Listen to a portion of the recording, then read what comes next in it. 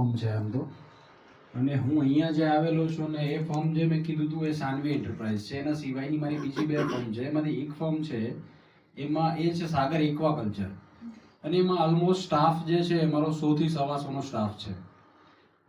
Recently છેલ્લા 15-20 દિવસથી પહેલાથી જ હું એના માટે છે ને એવું વિચારું છું કે એના માટે કલ્ચર ડેવલપ કરું, કેમ કે એ જે ઓર્ગેનાઇઝેશન છે એ એક લેવલ સુધી, મતલબ કહી શકું કે 40 થી 50% સુધી અમે એ કન્ડિશનમાં જતા રહ્યા છીએ કે ઓટો પાયલટ મોડમાં હોય. મતલબ હું અને મારા મોટા ભાઈ છે, એ આજે સન્ડે છે તો નહીં તો હું છું, નહીં તો ત્યાં મોટા ભાઈ છે, પણ એ ફેક્ટરી જે છે એની રીતે રન થતી હોય.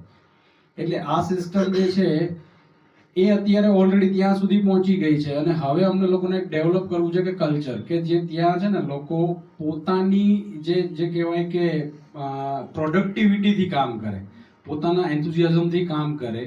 આના માટે બસ મેં જસ્ટ વિચાર કર્યો હતો ને મે બી 20-25 દિવસ પહેલા જ થોડું પ્લાનિંગ કરતો હતો ને કન્ટિન્યુઅસલી કરું છું.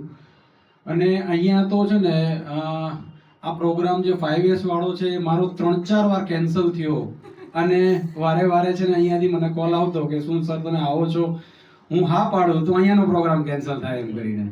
અને આજે એકચ્યુઅલમાં મારો મૂડ નહોતો અહીંયા આવવાનો, પણ જીવાના પહેલા મેડમે મને 2-3 વાર ફોલોઅપ લીધા ને, એમ કે ચલો જતો આવો. હવે અહીંયા આવ્યા પછી મને ઘણું બધું ક્લિયર થયું, અને ખાસ કરીને જે મને કલ્ચર ડેવલપ કરવું છે એના માટે જે છે ને 5S, એમાંથી ફર્સ્ટ અને સેકન્ડ એસ એ તો બહુ બધા ક્લિયર થઈ ગયા.